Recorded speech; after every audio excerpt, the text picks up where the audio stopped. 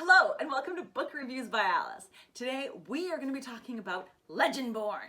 Now if you haven't already subscribed to my channel, make sure you do because you don't want to miss any of the notifications and things when my book reviews go up, because they go up every Wednesday and Friday and you want to be in the know. Now let's dive into Legendborn by Tracy Deonn. Now Legendborn I picked up and read because number one, I'm writing a fantasy book, YA fantasy book specifically, and I want to diversify my world a little bit. So I've made a point this year to read more books written by diverse authors that are not of my ethnicity and sexual orientation. As a straight white woman, I feel like I need to broaden my horizons a little bit in books, and I've heard such good things about Legendborn that I thought I would give it a try. And guys, I loved it. So you can see by the 4.5 stars here, fabulous. Now, why did I love it? Well, let's start with the why I liked it, and then we'll go into the one or two little things I didn't love about it. So first of all, Bree is a fabulous character. I love Bree. She is delightful. She is 16 years old, and she's doing like a pre-college thing at her local college because she was so advanced in high school. And she is smart. She is really friendly. She's dealing with some trauma and a little bit of brokenness, as the prologue tells us. Her mother recently passed away in a car accident, and she's really struggling with the loss of her mother. And so her dad reluctantly lets her go to this college as long as she does all the things she's supposed to do. And of course, the night before college starts, she goes to a party where all the freshmen go to and gets caught. So she gets brought back to the dean in a police car with her best friend Alice, which is really funny because that's the last thing any parent wants to hear from their kid on their first day of college. But her dad and her make a deal that as long as she talks to somebody about her mother's death, like kind of goes to therapy almost, he'll let her keep staying and carrying on. And she gets assigned a student mentor who is supposed to help her acclimate to the college life and, you know, get her head on straight, essentially. And that's where we meet Nick. Nick. I love Nick. And so she ends up learning a little bit more about the college and about Nick and about the secret societies and things like that on college. And I won't go into depth too much on that aspect of it, but let's just say one of those secret societies is really cool and Nick just happens to be a member. And so what I like about this book, because clearly I'm a fantasy nerd and I like mythology, this one has a lot of magic in the world. Again, urban fantasy, because magic is taking place at their college and that. They have sorcerers and they have a lot of really interesting things happening because this book is based on Arthurian legends. So what I liked about it is it was very different. It's not one of the specific legends. It's literally based on taking the premise of King Arthur and the Knights of the Round Table and saying what would happen generations later if we still were supposed to be worrying about that kind of stuff. And then even throw Merlin in there, that's how your sorcerers get their magic gift, is they're all descended from that. And it's fantastic.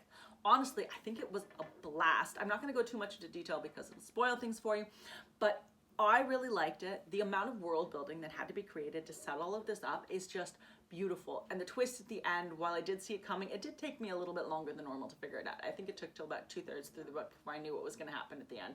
Sometimes I usually do it before halfway, so I was thrilled with that. And it's one of those cases where even once I knew what was going to happen, I wanted to know how. I always like to say it's like a roller coaster ride. You know what's going to happen on the roller coaster, but exactly how you get back to the end, it varies from roller coaster to roller coaster. And this book was a roller coaster ride. So I really loved it. Now, the one or two things in it that I didn't think were the greatest, I felt kind of bad because her best friend Alice, who comes to college with her, who's also very gifted, she felt flat to me.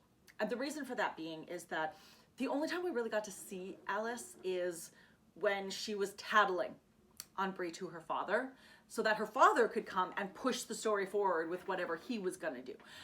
And I was disappointed. Like the biggest thing was, you know, she'd be there and Bree would come home dirty and like messy. She'd be like, oh no, you're dirty and messy. And then they would have a fight about it. And that was literally her entire purpose. And she didn't feel very deep, which made me a little bit disappointed. But I mean, I hope that she's still around at the end of the book. So I'm hoping that she will actually become meaningful in book 2. And maybe Bree will let her in some more on these secrets and we'll get to see a little bit more depth to her. Because in this case, I honestly feel like the characters we meet with Nick and Sal and all the other people who are part of the society, I know them better than I know Bree's best friend. And I'm feeling like you should know her best friend a little bit deeper than you know the random people that she meets like in the society and in classes and things. So that was a little bit disappointing for me. And as somebody who loves the side characters, and I mean, come on, this one's named Alice.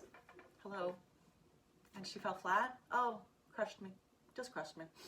And so, yeah, but I did learn a lot in the book, and it really gave me a different perspective from somebody who is of a different, as soon as the police car came in there, I was like, oh, this is going to be bad. And it was, right, like the way that this author wrote the experience of a black girl being in a police car, and that I 100% believe this is probably the experience most African Americans will go through when they are in a police vehicle or in any kind of a situation with the police. I get nervous around the police, and I've done nothing wrong either, so I can completely understand where if you're from a different part of society that is typically has problems with them, that 100% you would feel this way. And it gave me insight into this sort of thing, which I'm glad for, because I think we all need a little bit more insight into the different people who live in our society as well, and not just how things are for us. So I really like Legendborn. I liked it enough that I've already pre-ordered book 2, so when it comes out, Amazon's gonna bring it right to my door.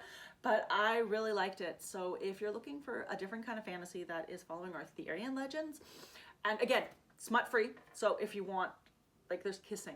That's as far as it goes. Kisses. So I gave it to my tween who does not like any kind of smut or kissies and that. I was like, hey, have a book. I'm like, there's a kiss. And she's like, and? I'm like, and 1 or 2 like kisses. And she was like, oh, gimme, I'll read that. So she was thrilled to read it. And yeah, so I loved it. It was fantastic. If you haven't already, make sure you subscribe so you can hear me rant about more books. But Legendborn, awesome. So Tracy, Deonn, keep writing, because this was really good. Have a good day, guys. Bye.